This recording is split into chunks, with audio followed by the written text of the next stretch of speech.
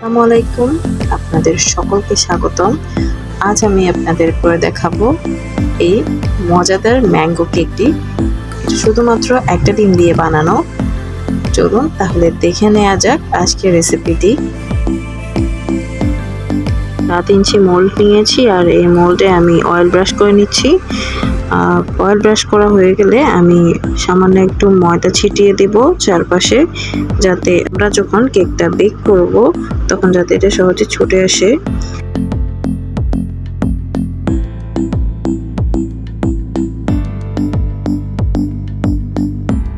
এখন আমি এখানে একটা বোল নিয়ে নিয়েছি আর বোলে নিয়ে নিলাম 1/4 কাপ অয়েল এবং তাতে নিয়ে নিচ্ছি 1/3 কাপের কিছুটা কম চিনি এবং সামান্য একটু লবণ।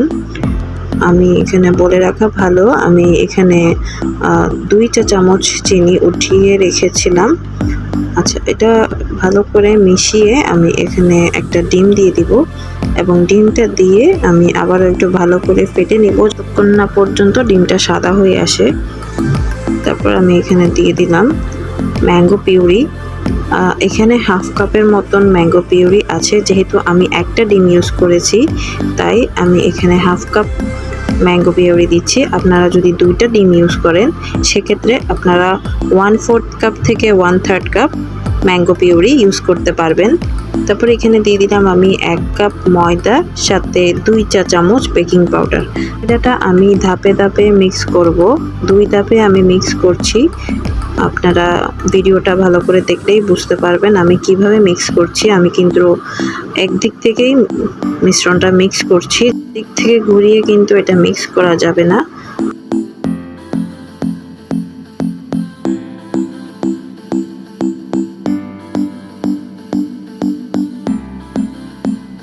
এখানে দিয়ে দিলাম আমি 2 চা চামচ গুঁড়া দুধ দিয়ে আমি আবারও ভালো করে একটু মিশিয়ে নিচ্ছি।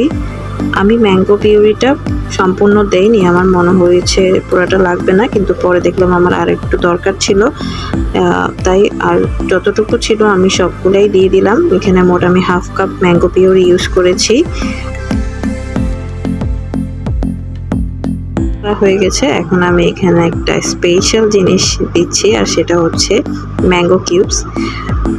এখানে 1/4 কাপের মতন ম্যাঙ্গো কিউবস আছে। এটা দিলে আপনার যখন বাইটে বাইটে ম্যাঙ্গোটা আপনার মুখে পড়বে তখন এটা খেতে আরও বেশি মজা লাগবে। আমি আবার একটু ভালো করে মিক্স করে নিচ্ছি। এখন আমি এটা মোল্ডে ঢেলে নিব। আমি গ্যাস ওভেন ইউজ করি, তো একটা গ্যাস ওভেনে বানাবো, তাই গ্যাস ওভেনটাকে আমি 5 মিনিটের জন্য হাই হিটে প্রিহিট করতে দিয়ে এসেছিলাম। এটা যখন পুরোপুরি ঢালা হয়ে যাবে তখন আমি মোলটাকে কিছুক্ষণের জন্য একটু ট্যাপ করে নিব যাতে ভেতরে কোনো এয়ার বাবলস না থাকে, এবং এটা চারপাশে ভালো করে ছড়িয়ে দেওয়ার পরে একটা চামচ বা শাসলিক কাঠি দিয়ে আপনারা এভাবে জিনিসটাকে সমান করে দিতে পারেন যাতে উপরে এবড়ো থেবড়ো না থাকে। আমার কাছে পাশে চামচ ছিল তাই আমি এটা দিয়ে করলাম। এখন উপরে কিছু পেস্তা বাদাম সাজিয়ে দিচ্ছি। এই পেস্তা বাদামটাকে আমি একটু ময়দা দিয়ে কোট করে দিয়েছি যাতে এটা কেক বেক করার সময় ভেতরে চলে না যায়, উপরে সুন্দর করে থাকে, তাই আমি এটাকে ময়দা দিয়ে কোট করে নিয়েছি।